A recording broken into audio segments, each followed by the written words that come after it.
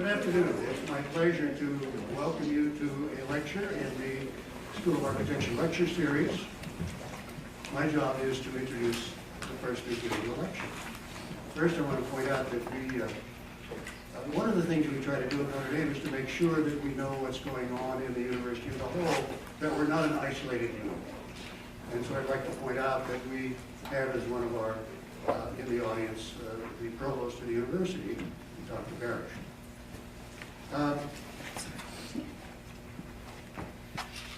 The first task of an introducer is to give some credentials for the person giving the lecture. Mary Campbell Gallagher, does that sound Irish? Grew up on the west side of Chicago, went to the University of Illinois, and then went to Harvard Law School. Now don't hiss, I promised her I would tell no lawyer jokes. She then carved out a task in lawyering that keeps her in New York, where she tutors people for the bar exam. Now, living in New York, of course, you're constantly assaulted by this, that, and the other thing. And one of the things that one could find in New York in the 80s and early 90s was a bookstore that was operated by modernists in the Villard houses. And she wandered in there one day, and lo and behold, there was a copy, number 1, The Classicists. And she opened it up and found some enticing images in there. Didn't know that kind of thing was going on anymore. You know, she was like much of the world. Didn't know they're still doing that, and there are people doing it. And so she looked up, found out who these people were, and became involved in the classicists in the what's the name of it? They keep changing it. Yeah, the ICA, the Institute for Classical Architecture, with which we are in one way or another affiliated. The editor of the Classicist is our own Stephen Sims. And from that, she became involved in the recognition that this kind of architecture that we all value, we know it when we see it, and we value it when we're in touch with it. That's why you go to Rome, for example, is threatened. Now, Rome is not the only city in Europe worth visiting. There's also Paris. And Mary has visited Paris often and has discovered that they want to destroy it. And so she has done what a person needs to do, which is what the classical crowd did by setting up the ICA. She has recognized that there's a couple of different things you need to do, and that's what she's going to talk about today. They have to do with law, and they have to do with organization, the framework within which architecture operates. That's where it operates. Much more important to understand all of that. Maybe that's the wrong emphasis. As important to understand that framework as it is to understand what goes on in studio in order to make the beautiful buildings that make beautiful cities, that make places that we can love and in which we want to live. And Mary Gallagher is fighting for that in Paris, and she's going to tell us that story. Mary.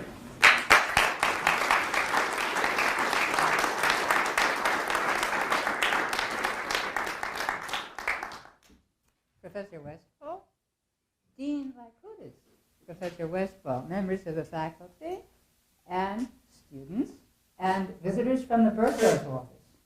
Welcome. It is a pleasure indeed to be here at Notre Dame, and especially to be here at the School of Architecture of Notre Dame, because this is a school where some people believe, as I have heard Professor Westphal say, that architects are people who build cities. And, as others, of course, believe, that architects are people who build beautiful buildings. However you slice that, beauty is important here at the School of Architecture, along with firmitas and commoditas, of course. Now, Paris is special. So is Rome, but Paris is special. And when I say to people, I'm going to Paris next week, they say, take me with you. But if it's London, Amsterdam, Geneva, they say, let me get back to you about that. But Paris is something very special, and Americans tend to think that it will always be beautiful and it will always be different. However, cities across the world have begun to be influenced by or bought by or investigated with corporations that build buildings everywhere that look exactly the same. Will Paris be next? We say we'll always have Paris, but will we? Today I am going to tell you about two preservationist battles in Paris. Two of many, many preservationist battles ongoing in Paris, two of the most important. One is the threat of countering the threat of inappropriate skyscrapers at the edges of the city. And the other is the threat of aggressive, rupturous, modernist intervention in the center of the historic core of Paris.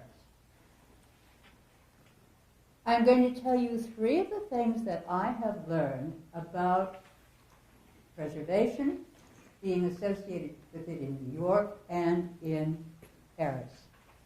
Number one, preservation doesn't get accomplished. It doesn't get done. The same fight is fought over and over again.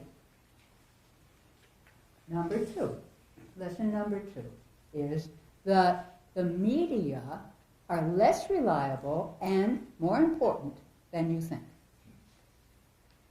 And number three, that the law, and I'm a lawyer, the law is more malleable than you think.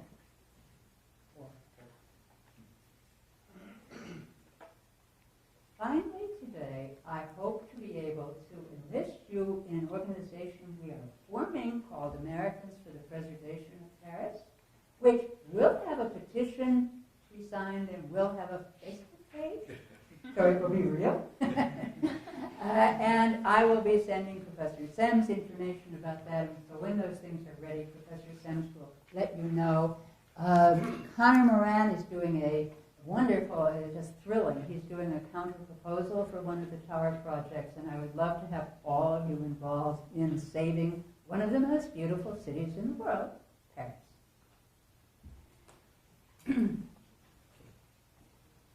You've seen it. This picture is a little unusual. It's taken from the Institut du Monde Arabe, so it's from a different angle than you usually see. And that, of course, is the Pantheon here, and you recognize our friend, the Eiffel Tower, the Place de Vosges with Victor Hugo's house over in the corner, the Palais Garnier from the end of the 19th century, and here's the Palais Garnier, but over here, this guy is the Tour Montparnasse, of which more in a minute, and the wonderful Eiffel Tower, and the good things about Paris. You all know that it's a place where you can have a good time and sit in the cafe, and it's a beautiful place to spend time. The map. The Seine River, as you know, runs through Paris and past the Ile de la Cité, which is here, which is where Paris began. And on the Ile de la Cité is the cathedral with the same name as this university, Notre Dame. In addition to much else, that cathedral is also a tribute to preservation, since when Victor Hugo published The Hunchback of Notre Dame in 1831, the cathedral was falling apart. It was in ruins. And so he contributed to the preservation of the cathedral. In the late 19th century, the Emperor Napoleon III and the Baron Haussmann destroyed the medieval villages of Paris. But before leaving this graphic, let me just tell you that what we have here is the first, second, third, fourth neighborhood, or arrondissement, as it's said, of Paris, and they run like in a sort of snail-like pattern. So I'll be telling you about something that sometimes in the 13th, something in the 15th, something in the 17th, and referring to these neighborhoods or districts by their numbers. In the late 19th century, this was what Paris looked like in the early 19th century, and Baron Haussmann and the Emperor created the Paris that we know by boring and digging and forcing roads through the medieval villages. What I especially like about this image is it shows you these men, thousands of them, who were digging their way across medieval Paris by hand. Everything was done by pickaxe and by shovel, and they had donkeys that carried the trash away. This was not done with dynamite, it was not done with earth movers, and it was a huge achievement. He was the demolisher, Baron Haussmann, and we get, in the end, we get the wonderful cafes, which he instituted or endorsed, and beautiful broad avenues like the Avenue de l'Opéra. And Paris is a place where you have a good time. It's where you go to have pleasure. Edith Wharton has one of her characters say that Paris seems to be a place that was designed for the delight of its residents. French food is not just for nutrition. And Paris is not just for housing and transit. It's not just functional. And that's why everyone wants to go there. It makes us feel good. Now, some say that what the German army did not do to Paris, the French are now doing to themselves, which is, of course, what I'm here to talk about. But as for what the Germans did not do, I recommend you see the wonderful film called Diplomacy, which will be in Chicago in November. It's about the decision of General von Clotitz in the summer of 1944 not to obey Hitler's order to destroy Paris. Good movie. As for what the French are doing to themselves, I will start with the preservation battle against inappropriate skyscrapers. Paris has had legal height limits for hundreds of years, off and on. The average buildings are 6 to 8 stories tall. Skyscrapers may be appropriate, I think, in some cities, like New York, but they are a threat to the delicate human-scale beauty of Paris. And it's not a new fight for Paris. The same fight keeps happening over and over again. Since the beginning of the 20th century, when skyscrapers began to be built. Skyscrapers were built in the suburbs of Paris much more easily than in the center because people know that Paris is special. But, isn't it? But here is the kind of threat. This is obviously photoshopped. This is the kind of threat that we are concerned with. But in 1925 already, Corbusier in his Voisin proposed getting rid of much of the right bank of Paris and building skyscrapers there. He didn't get to do that, of course, as you know, but the proposal was there, and other architects made similar proposals. Then, after the war, the 1950s, 60s, and 70s, modernism took hold in the planning department, and the planners wanted to build skyscrapers, and they did. The skyscrapers in Paris are sort of along the edges, right? And this one is in the 15th arrondissement, and it is a disaster, a disaster from the point of view of beauty. Now, nobody will tell you that these buildings are there. They're kind of like the idiot in the attic that nobody wants to talk about. But Paris does have skyscraper housing, and it's there. You can go and see it. Now, in more recent times, in 2007, Bertrand Delanoë was re-elected as mayor of Paris, and he no longer needed the Greens in the city council in order to get skyscrapers put through. He was ready to have skyscrapers. In the same year, Nicolas Sarkozy was elected president of France. And one of the pronouncements, he made a lot of pronouncements, but one of the pronouncements that he made early in that time was that Paris needed skyscrapers, just like Manhattan he quoted Céline, who says, "Our cities are all crouched down, but New York, theirs are standing up straight." And that was what Sarkozy wanted to have. I read that, and I thought, this is shocking. He wants to put skyscrapers in Paris? What a horrible idea. I was absolutely astonished.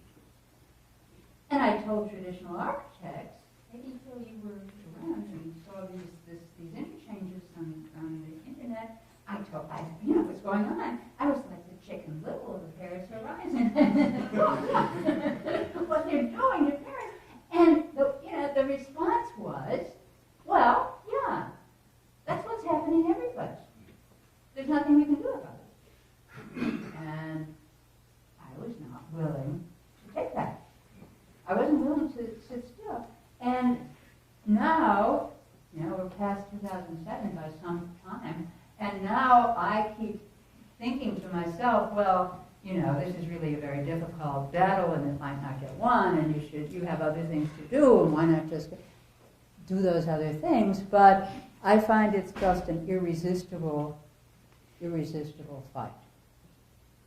So, the same preservation battle, fought over and over again, including the 6 skyscraper projects at the gates of Paris, because in July of 2008, Delanoë managed to propose, and of course the groundwork had long since been laid. There was tremendous support for it in the Socialist Party, which is his party.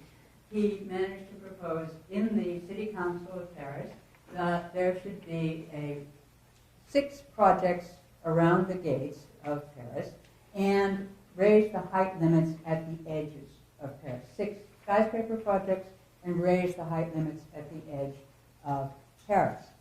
And this was passed by the City Council.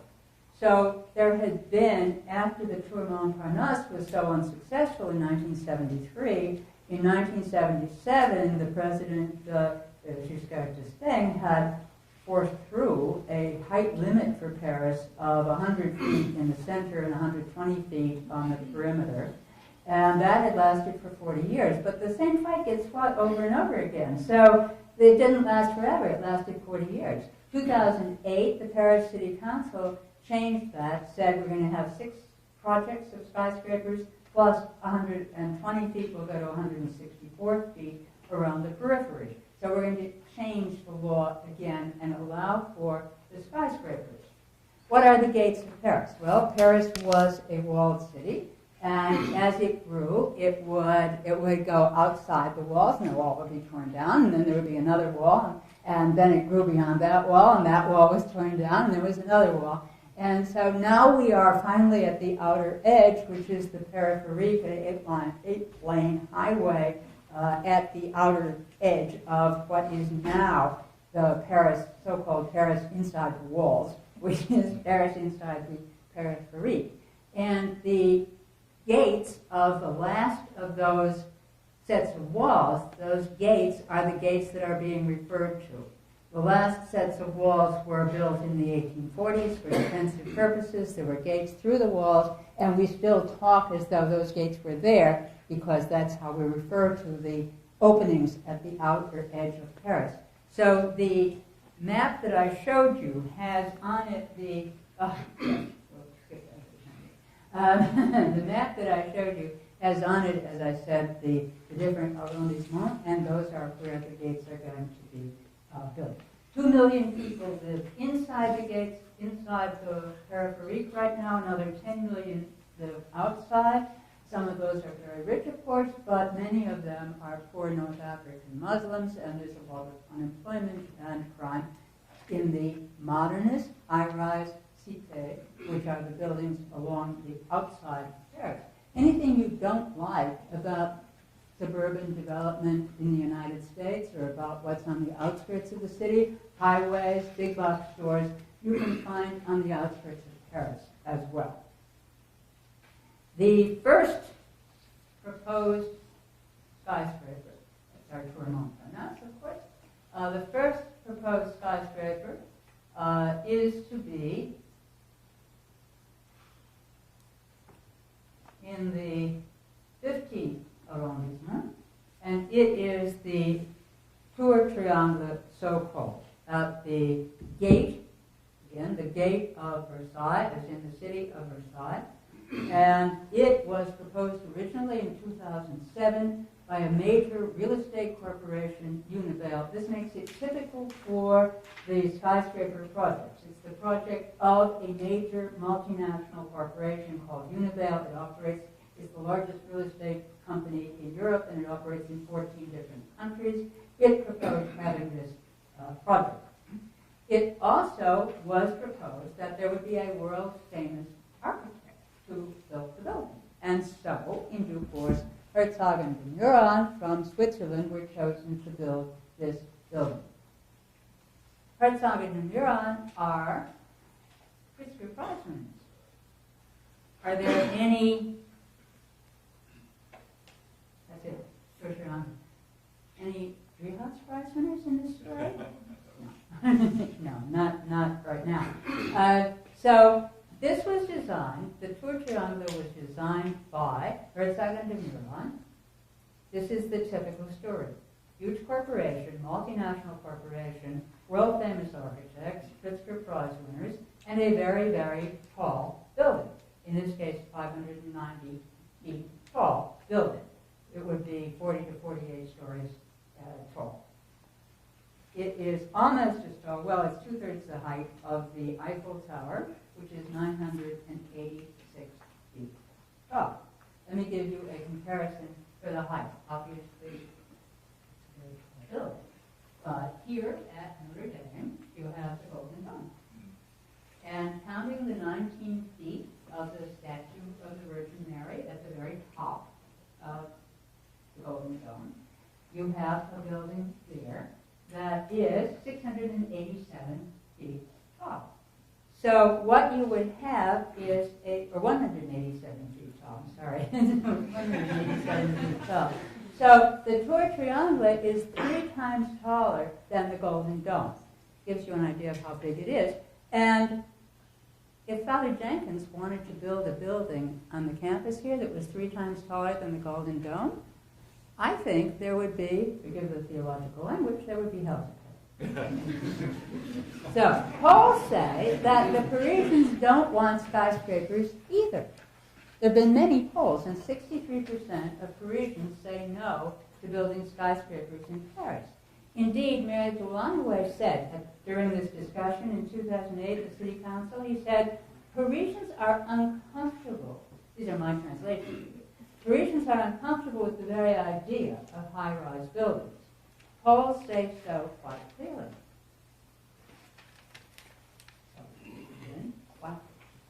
But the duty of public officials is to be guided by the general interest rather than polls. So this is in the general interest. That is yet to be understood. There's the Tour Triangle. It's on a little sliver of land inside the Park of Expositions at the Versailles Gate of Paris. This is an exhibition hall. This is an exhibition hall.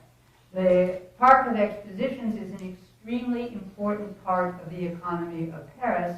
It's one of 2 main exhibition spaces in Paris. One of the reasons why Paris is the most visited city in the world is that so many corporations and associations have exhibitions there, either here or in the other main exhibition space. This is the exhibition space that is used every year for the agricultural event in March, which is I highly recommend. A very wonderful event with animals and lots of things for children to do, and they have it all here. So it's a very important space in the city. And they just found this tiny little, tiny little space. I think it's 45 meters back to front, so 150, 175 feet. And they're going to put this thing there, and which required demolishing part of the other buildings, which is causing trouble with some of the exhibitors. However, the government is passionate to have skyscrapers like that triangle. Here's the second project. This is the courthouse. This is designed by another famous architect, Renzo Piano, another Pritzker Prize winner. Another corporation is sponsoring this. It's a government project. It's a national courthouse. But there is a public-private partnership with Bouygues, which is a leading communications company in Europe, multinational corporation. And according to the terms of the agreement with Bouygues, this will be an extraordinarily expensive project. It's $680 million building, paying $117 million a year in rent for 27 years. And France has economic problems, so they really want this building. Who doesn't want it is the lawyers who were supposed to use it. They don't want it at all. And they have been, you know how lawyers are, they've been litigated for a long time not to have to move because they like the Palais de Justice. And middle of the Seine, middle of Paris, center of justice in France for hundreds of years. They like it there, and they do not want a 45-minute commute out to the edge of town to use this new skyscraper. There's another scene of the Palais de Justice. Now, the third one is really a treat. This is it's a little hard to understand, but you will observe that all of these buildings, each of these buildings is weird in its own way. Right? We've got a triangle, we've got a set of boxes for a courthouse, and now we have two off-kilter buildings that are kind of bent at the top. I mean, it really gives you pause.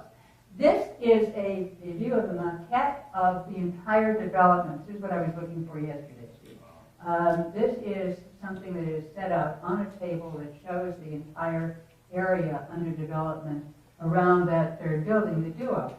But again, it's a major multinational corporation, in that case a Canadian corporation that is building it. It is, believe it or not, this is a famous architect, Jean Nouvel, and again, a Pritzker Prize winner, certified,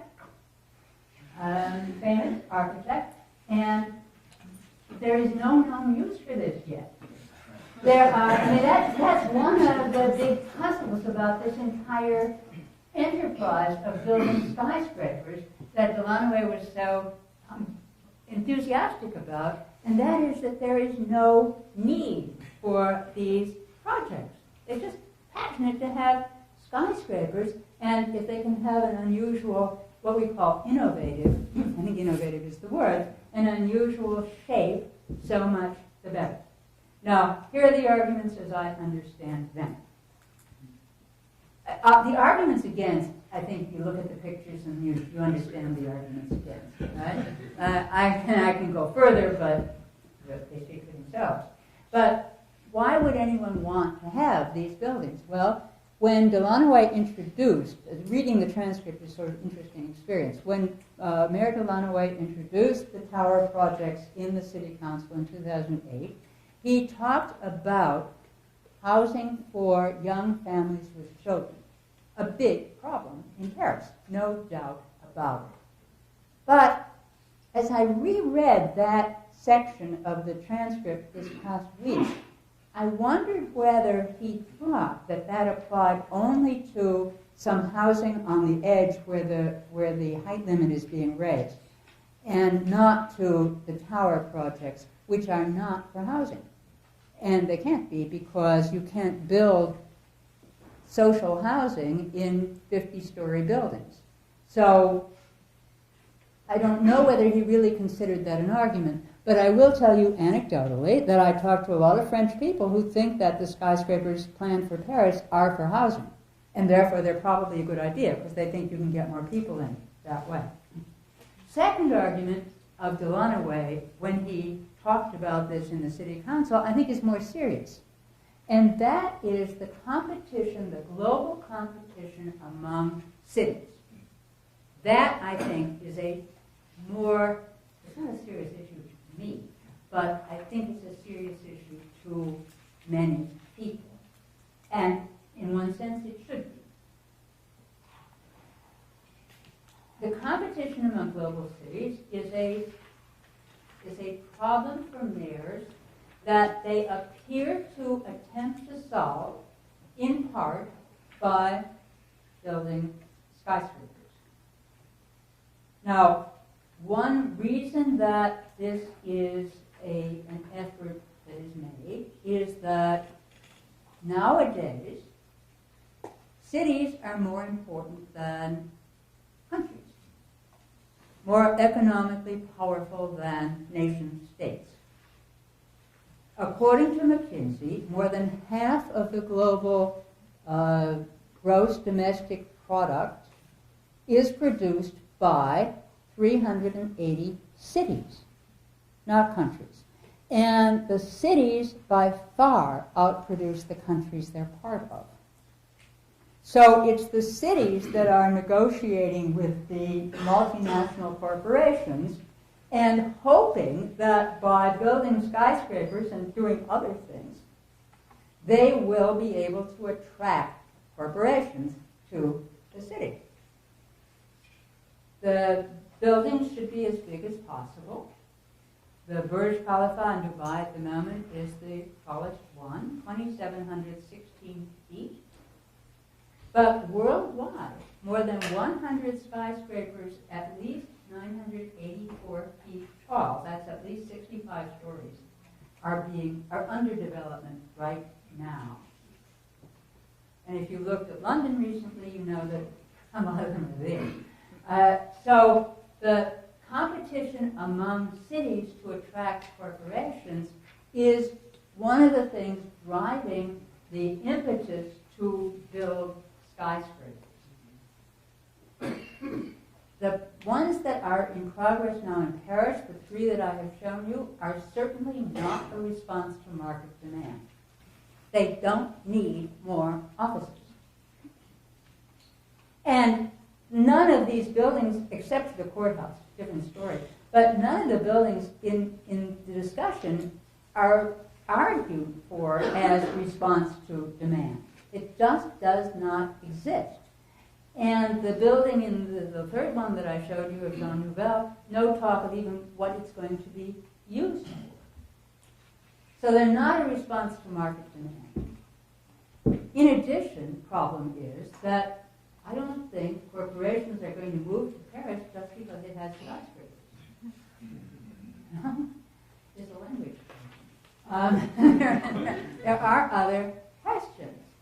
On Monday night, I told Professor Sense about this. On Monday night, and Professor Westphal, Monday night I saw French television news, and there was the Prime Minister of France speaking to an audience in the city of London. He was speaking French. And he said, in English, he said one sentence in English, which is, "My government is pro-business." So he wanted to persuade these bankers and investment bankers and so on in the city of London that they should be doing business in Paris. I mean, this is just doing business. This is not occupying a skyscraper, but doing business in Paris. And one man stood up at the end of his speech and said, British gentleman said, "What are you going to do about the 35-hour week?" Which is, of course, part of the pride of the Socialist Party in France. Now, in fact, people in France work more than 35 hours a week, so in fact it's probably more of a problem of advertising than of reality. But that's the kind of advertising, the kind of thought about France that will keep people from going there, whether it has skyscrapers or not. Skyscrapers aren't going to overcome the idea that there's a 35-hour work week. Skyscrapers are not going to overcome the idea that if you have 50 employees, you have to have a press and a union and all kinds of other regulations that are going to come down upon you. So they aren't going to solve their problems with skyscrapers. In addition, there is the difficulty about skyscrapers that they don't last very long. And there is a second difficulty about skyscrapers that a lot of corporations don't really use offices very much anymore. People work at home or they work in different places and they use sort of office hotels.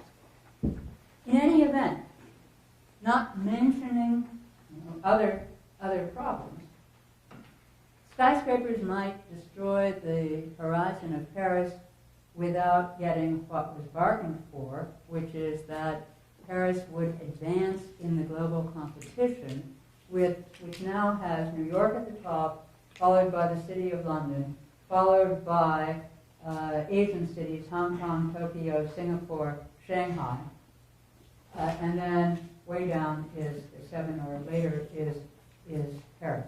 Now, other things about skyscrapers you already know. About density, for example. Everybody thinks, well, we build a skyscraper and put people in there, even if housing, we're talking about housing for the moment, put a lot of people in there.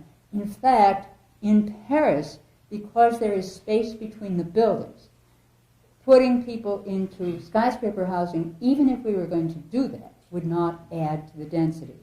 Paris is already the densest Western city ever. It is 5 times denser than London.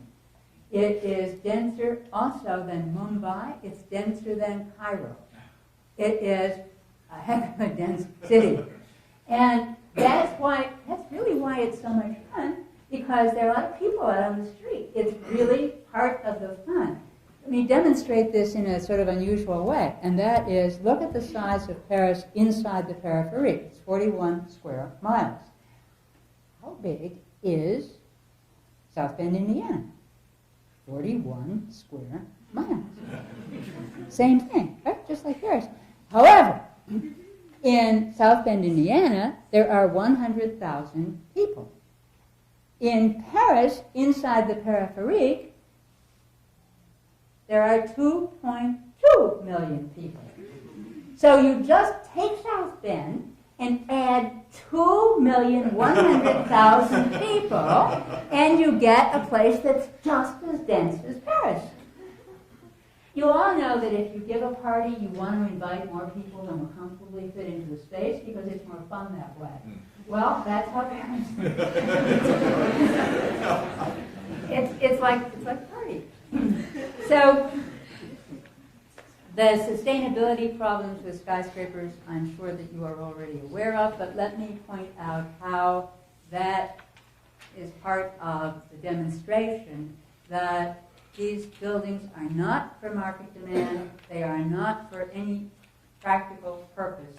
They are only to have skyscrapers, and the stranger, the more innovative the shape, the better. Take the Tour Triangle again.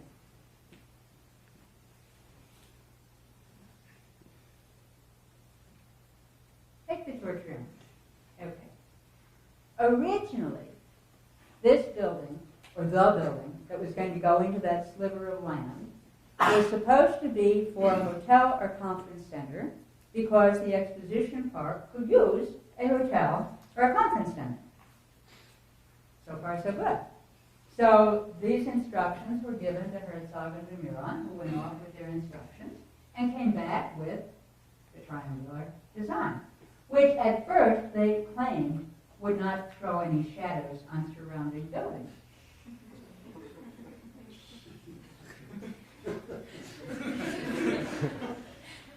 Their shadow studies were all done in the spring at noon.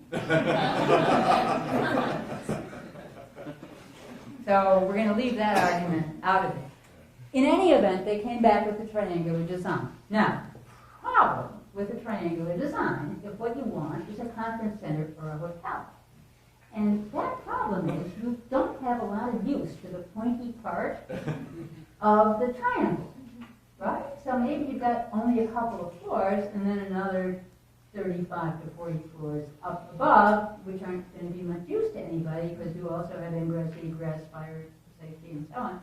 So the architects proposed the triangle, the shadow-free triangle. They proposed this.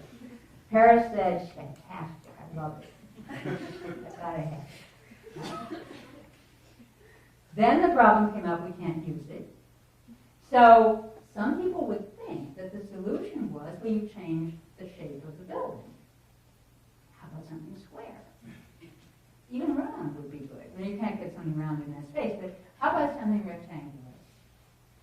That we can use for a conference center or a hotel. No, they didn't do that. They kept the shape and changed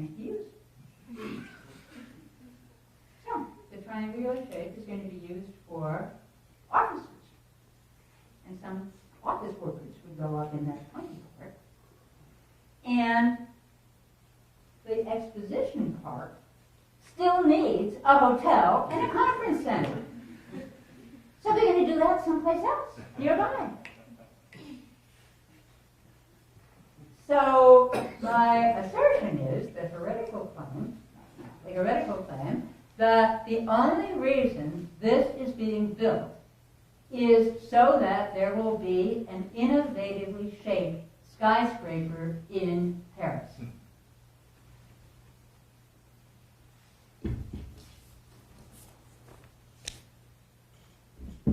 Meanwhile, they are throwing money at the architects and the developers. The Notre Dame, which is a satirical newspaper, so popular that it takes no advertising. I mean, this is a really popular newspaper. This newspaper, the chain, revealed that the city had received 3 estimates of the value of the land, because they were going to rent the land for the building. They received from various estimators and accountants 3 estimates of the value of the land, different estimates, to charge to Univale, the developer, and they chose the lowest price to charge.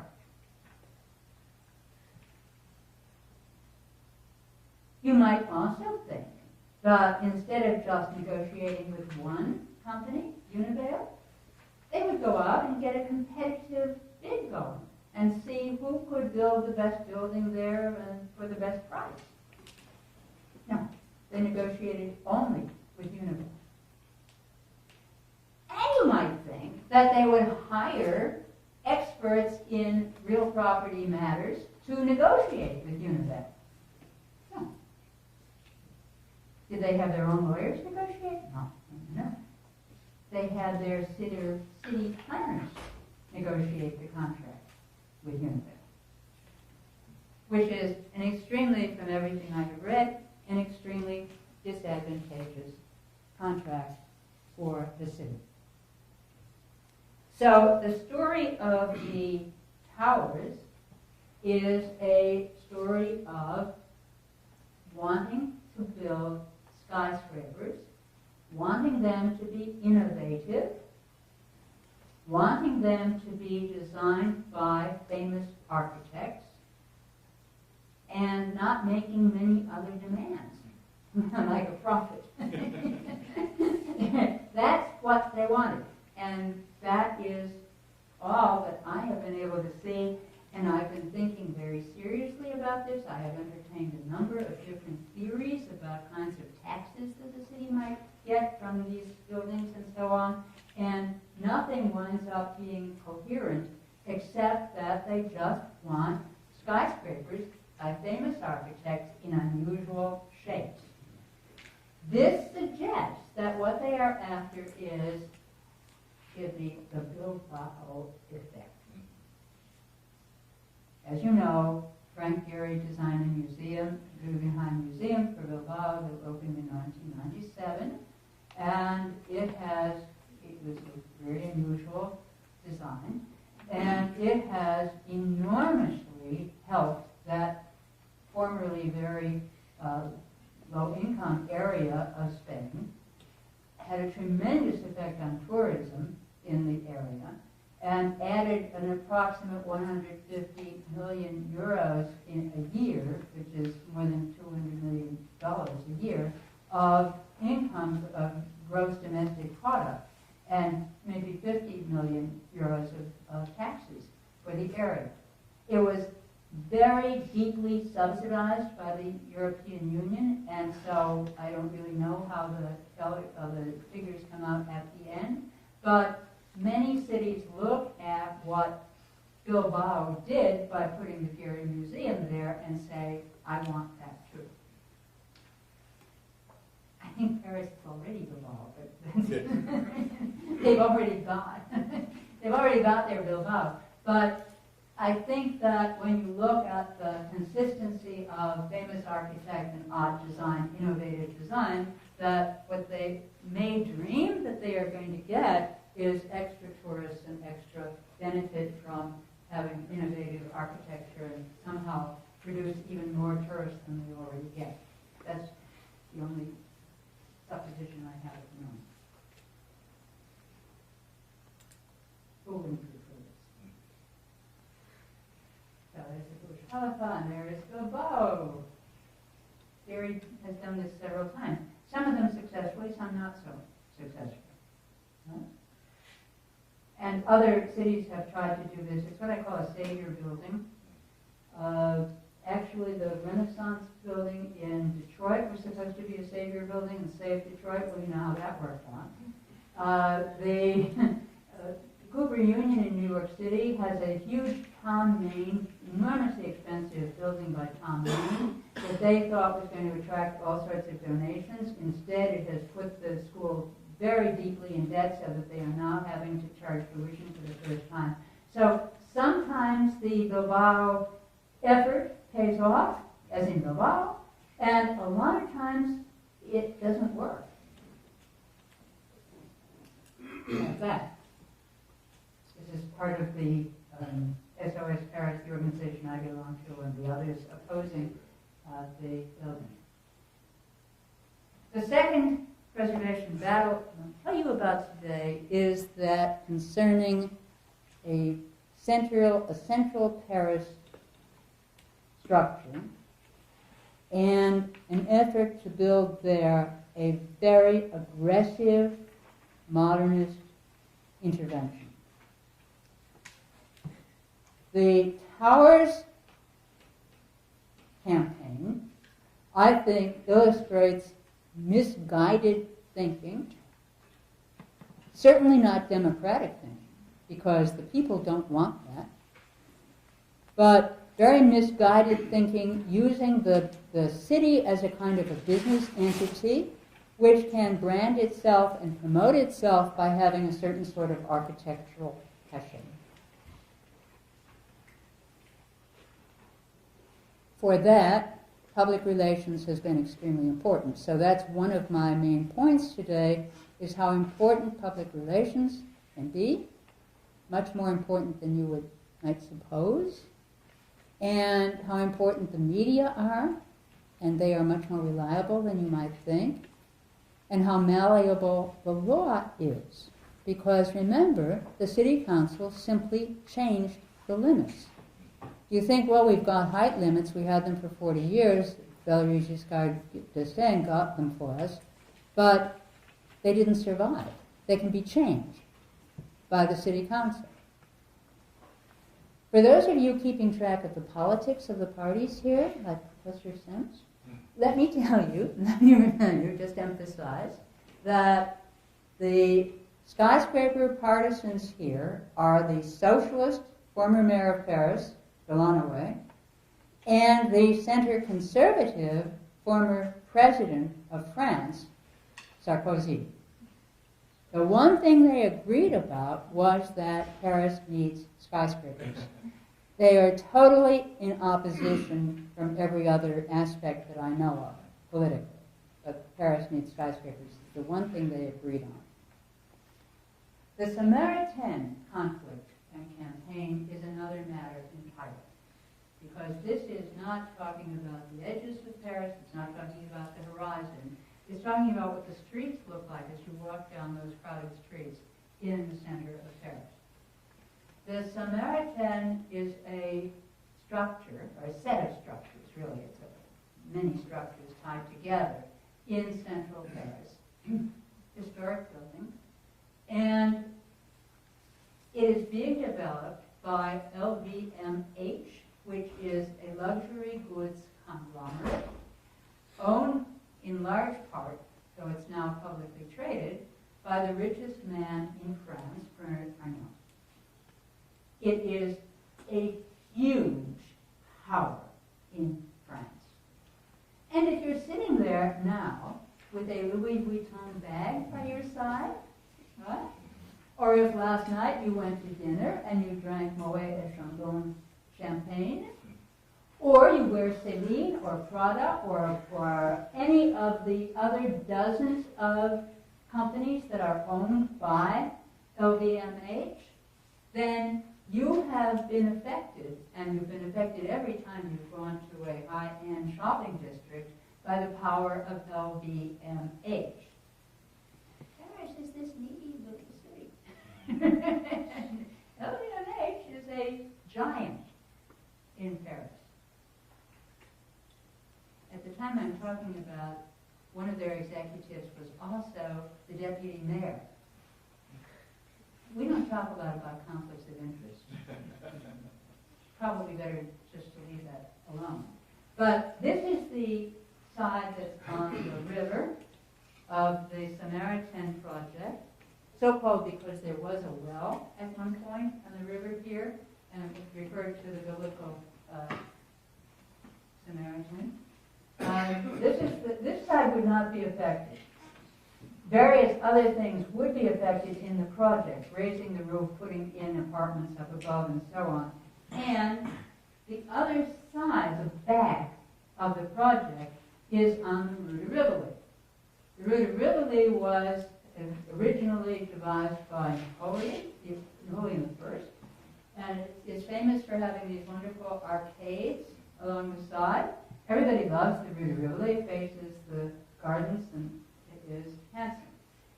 This is not entirely a before picture, it's an almost before picture.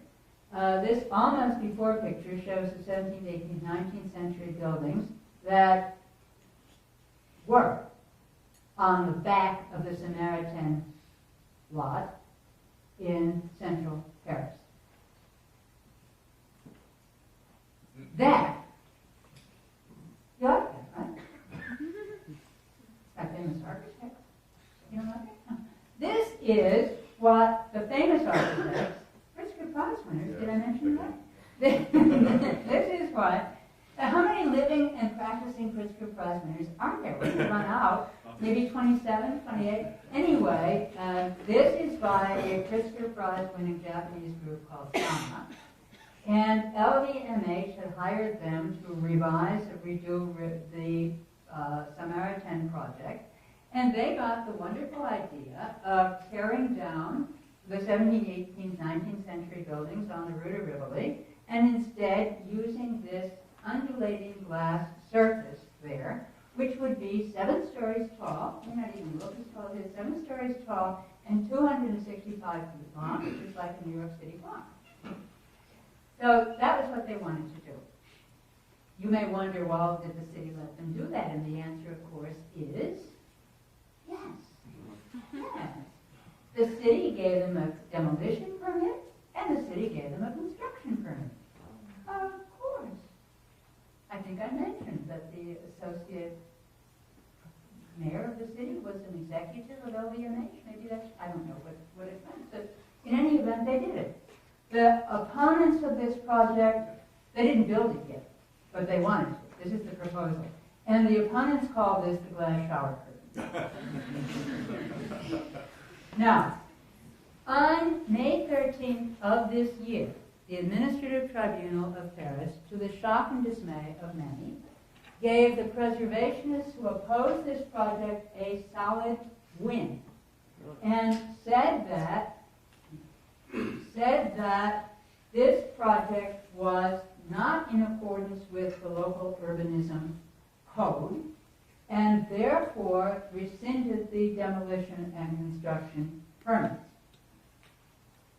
This places it legally in a position where the city and the builder, LVMH, can take an appeal into another part of the Administrative Tribunal, and from there it goes to a Court of Appeals. But in any event, the decision on May 13th was a spectacular surprise.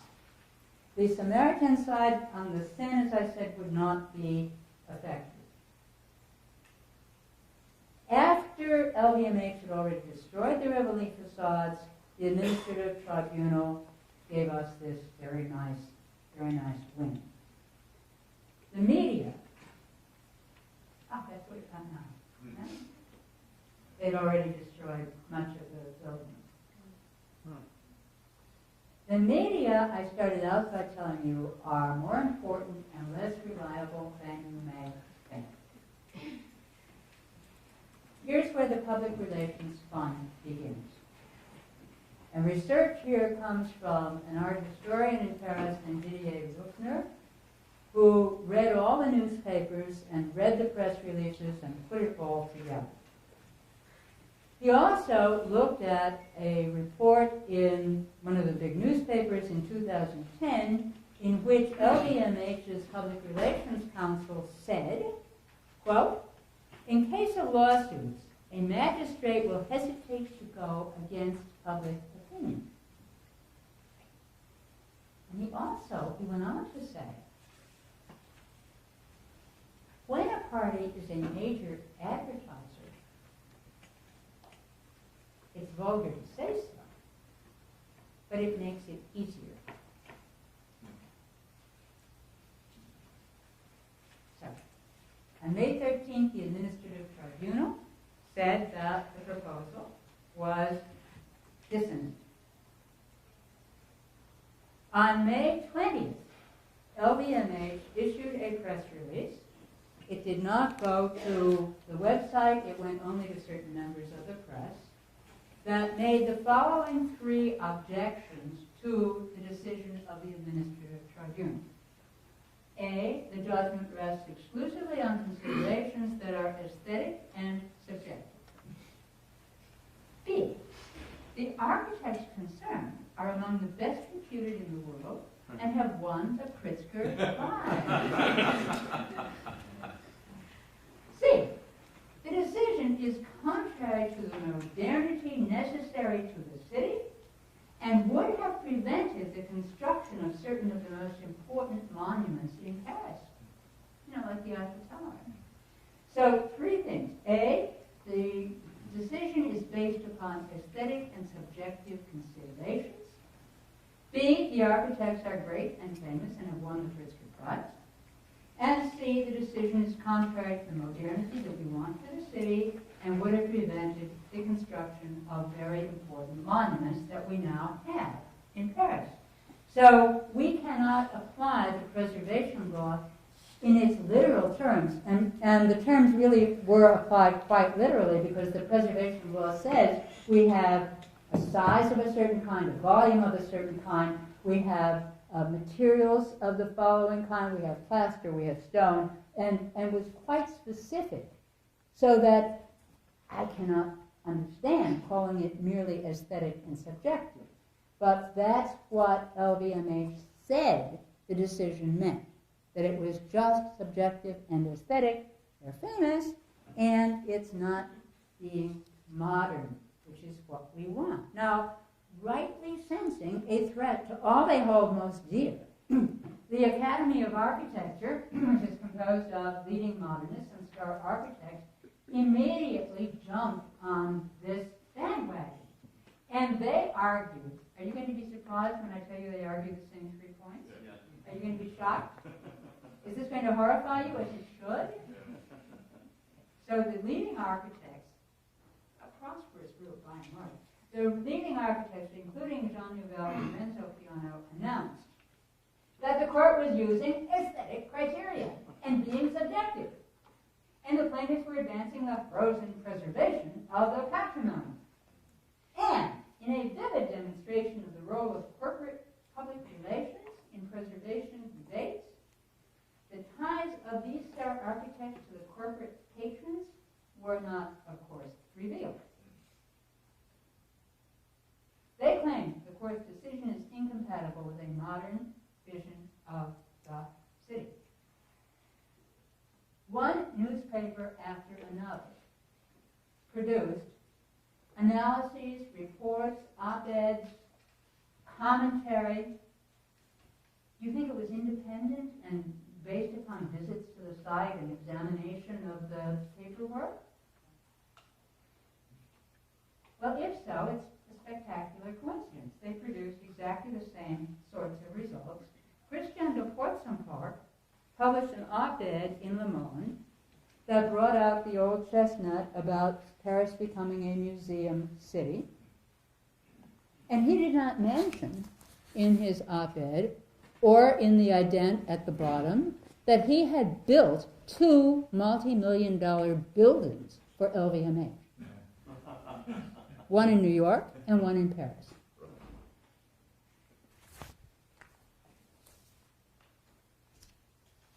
In response, there wasn't much opportunity given to opponents.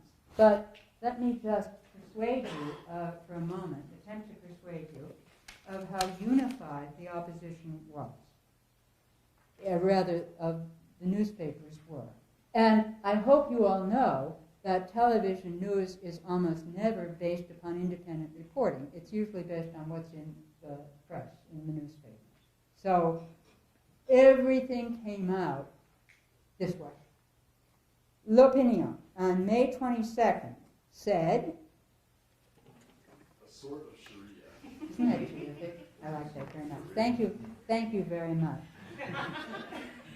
Paris Match, on May 31st, said, condemn Paris to decadence, and the legend starts.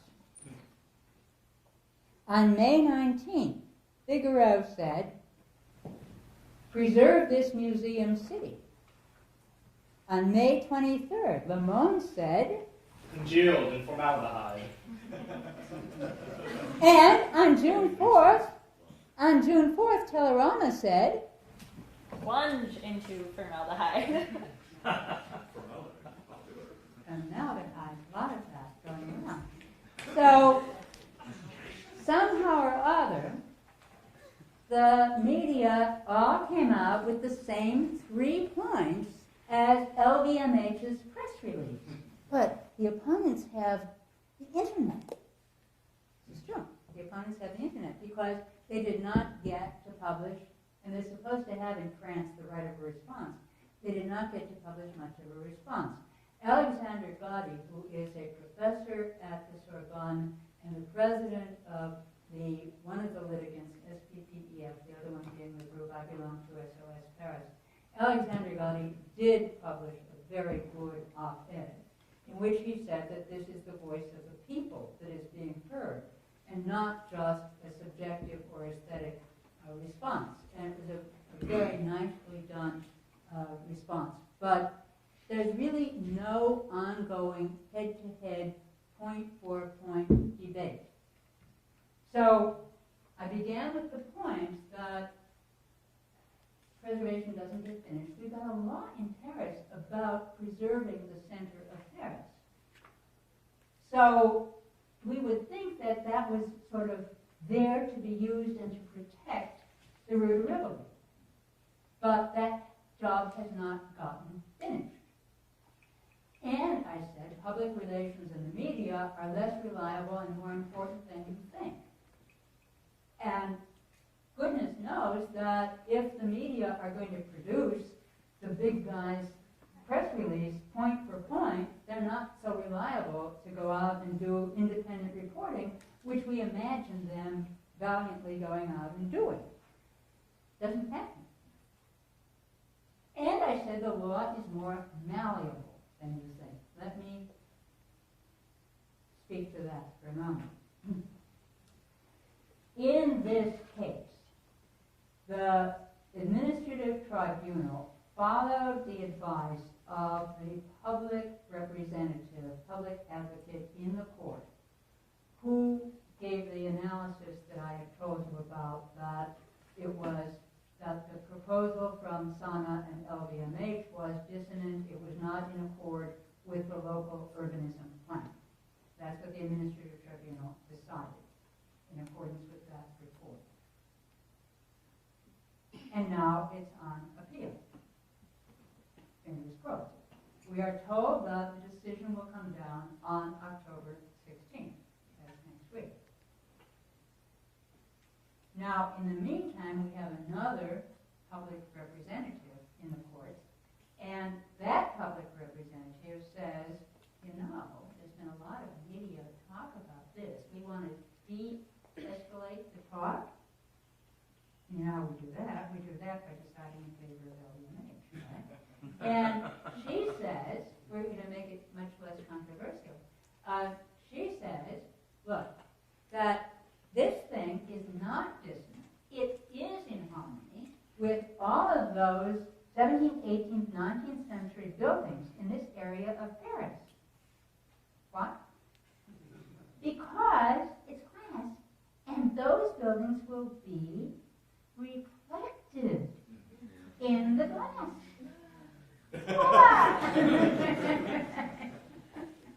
So if you put up a mirror next to anything, it will be okay. So that's the argument that is being made. That argument was also made by LVMH in the administrative tribunal, of course. And that argument was made by some of the star architects who spoke to the case. It's a lousy, stinking argument, but it could be a winning argument. As well as LVMH's PR counsel said, judges don't like to go against popular opinion. This is true. Very few cases you find where the judges have decided something totally contrary to popular opinion. And where it's a major advertisement. Vote here to say so. But it makes it a lot easier. And LVMH is nothing if not a major advertiser.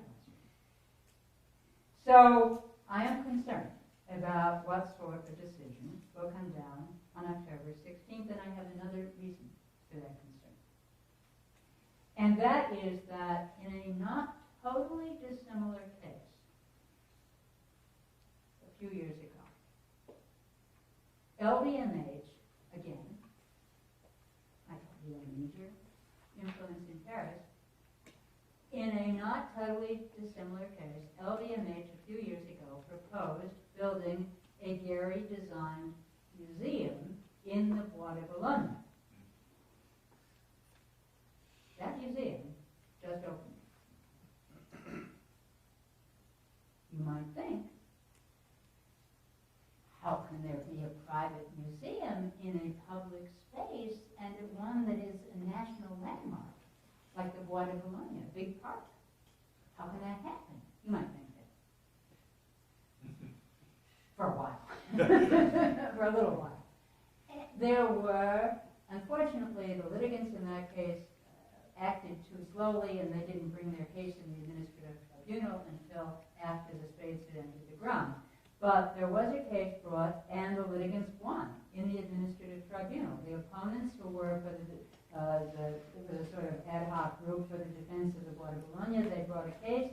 They said this museum is going to be built on a road. That's impermissible. It's going to be built in a landmark area. Impermissible. And they won in the administrative tribunal. Did we wait for the decision on appeal? Because, of course, LVMH and the city appealed. No, we didn't wait. The city council changed the law. Now, you can't do that in this country, but lots of other things of the same kind do happen. And the city council changed the law while the case was on appeal. They just changed the law.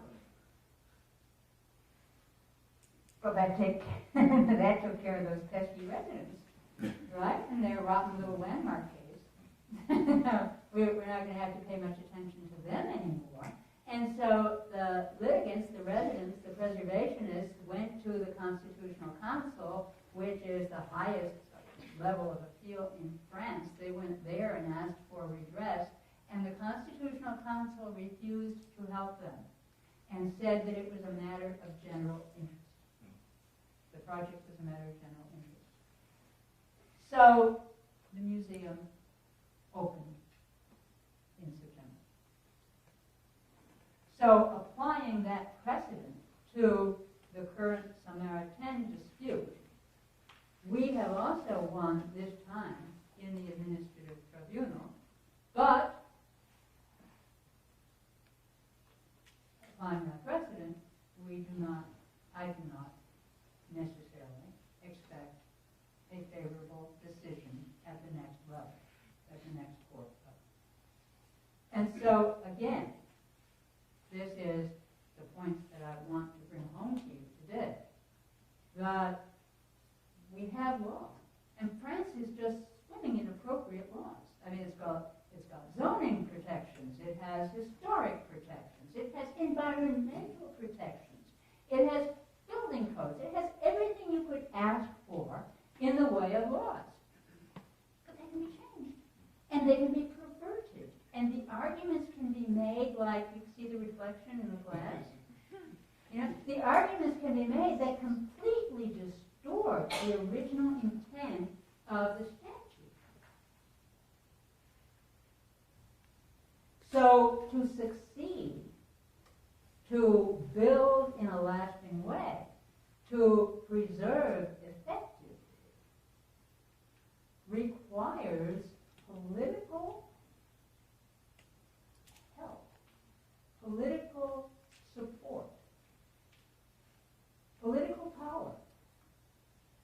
Because the people who want to build innovatively and the people who want to build in a way that supports rupture have that political power, and they use it.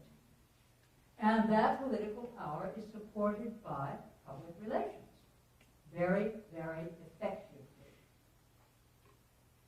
Which means that some of the most successful campaigns against inappropriate, you name it, the most successful campaigns against inappropriate whatever, whether skyscrapers or other interventions, have required some sort of street theater or some sort of international intervention that has absolutely compelled the media to report.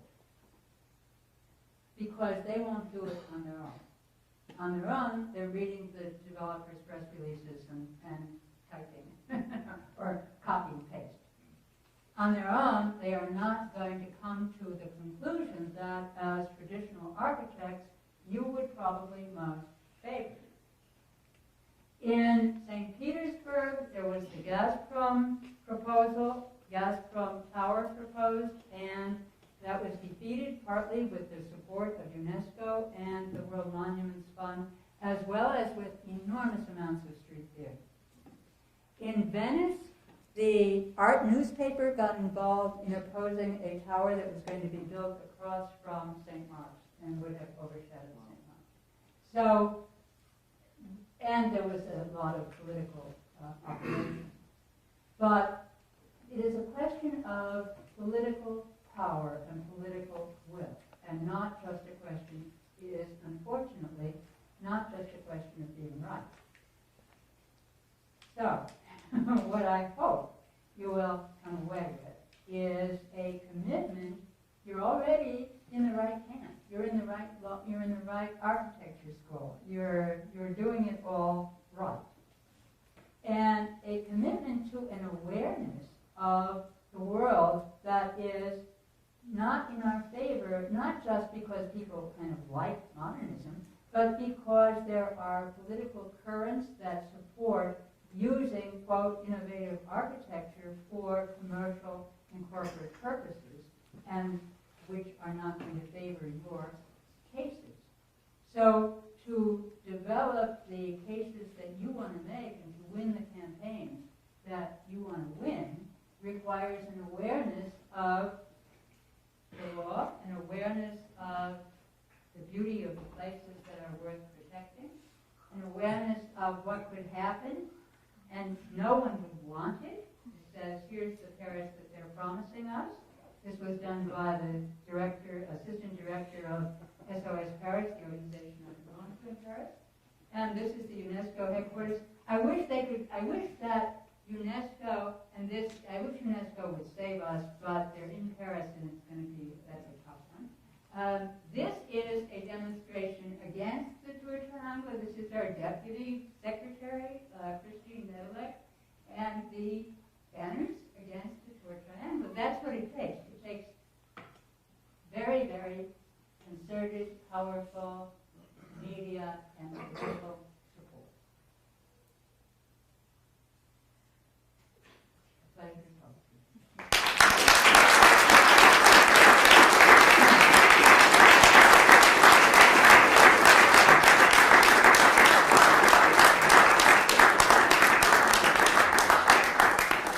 I will be telling Professor Sams when we get our petition and our Facebook page for Americans for the Preservation of Paris.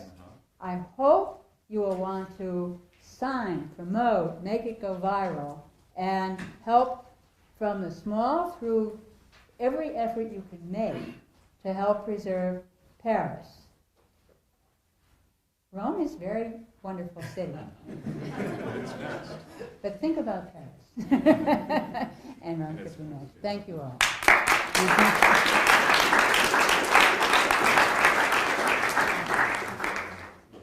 Ms. Gallagher would be pleased to have questions.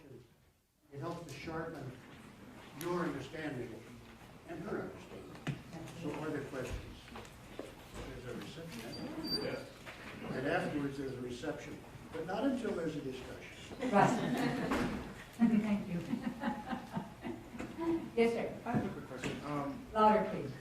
My question is, there are other companies like, there are a few other companies like LVMH, which is so huge, but other figures that would be in a similar light who have chosen to do architecture that's not a glass shower curtain. Like Ralph Lauren in New York City built a new women's store across from their historic original. I'm sorry, would you say that again? Ralph Lauren in New York City built a new store right. that's in Right. a new traditional design because Right, because we're in city and hall. traditional is kiss his feet, that's exactly right, yes.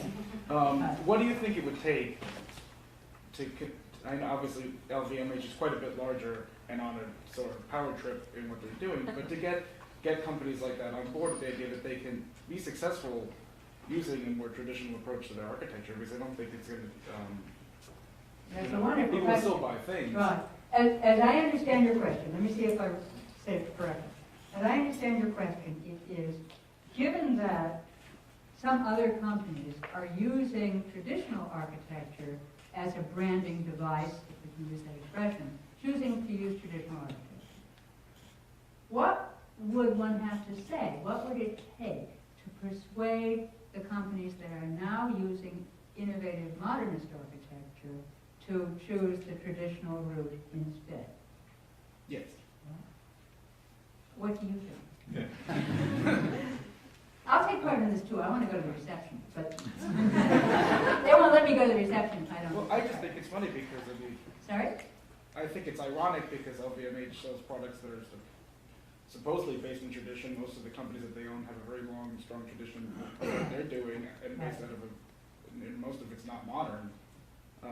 Using traditional techniques of making things. So it seems to me that it would be logical that traditional architecture would make sense with those type of luxury products and things, but I guess, it's not modern and it doesn't sell advertising when you put your champagne bottle next to a traditional building, I guess. But I think that your analysis is painfully correct. LVMH is, in fact, marketing itself as a bearer of tradition. This is absolutely true. And there was a very long article in the New York Times on Sunday about exactly that, which said that LVMH now believes that people don't just want initials on the products they buy, like LV for Louis Vuitton, but they want to take part in heritage and patrimony and artisanship. So you're entirely on target here. The question then becomes almost a dollar and cents question, I think, and that is, how do you get attention? Ralph Lauren did not get a lot of attention for that Madison Avenue store with its kind of French atmosphere. You actually got some negative attention. Yeah, he got some negative attention. He got Preservation. one very nice report in the Times from sort of a guy I love is there, right? But a lot of negative attention. And so the question is then, we come back to the media. How will positive attention get focused? Because if LVMH left the 17th, 18th, and 19th century buildings on the Rue de Rivoli, the media would not report, hero LVMH leaves buildings alone. That's not news. That's not going to do it, right? What would you suggest to greenhouse award winners rather than the Pritzker, because in some way greenhouse award are very prestigious people. They That's have right. international standing. They Yeah. get a very, very important award. And I think you are right when you say that the tension is not to have the same word, because the tension is something you can create through Media. Yeah, You can pay for it. but That's what- right. If what you is want it? Yeah, but what is it? It's not just writing or internet. There's a kind of trick there. Do you know the trick? No, I'm here with people who are really good at the internet. Much better than I am. I don't know. You're entirely right, and I've been asking you for some time about why is it that there aren't more traditional architects in France?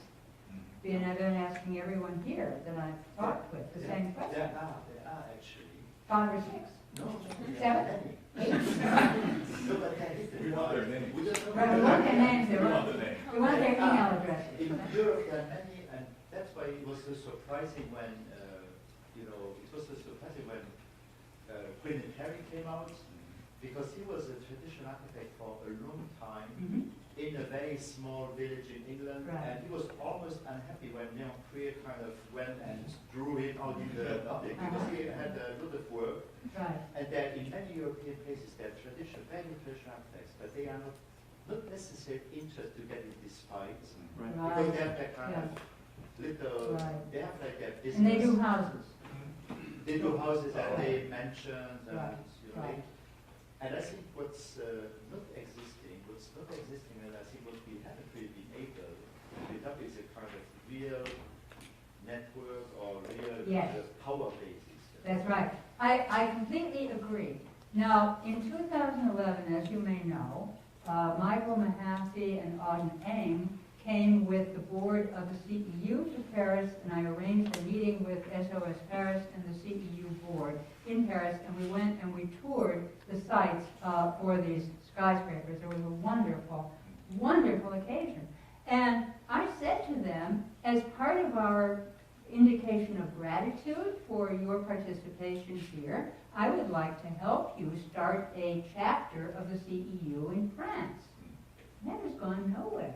And I would love to have that happen. And if anything I can do, I would love to help with. But it probably takes lots of different things. It probably let me start over again.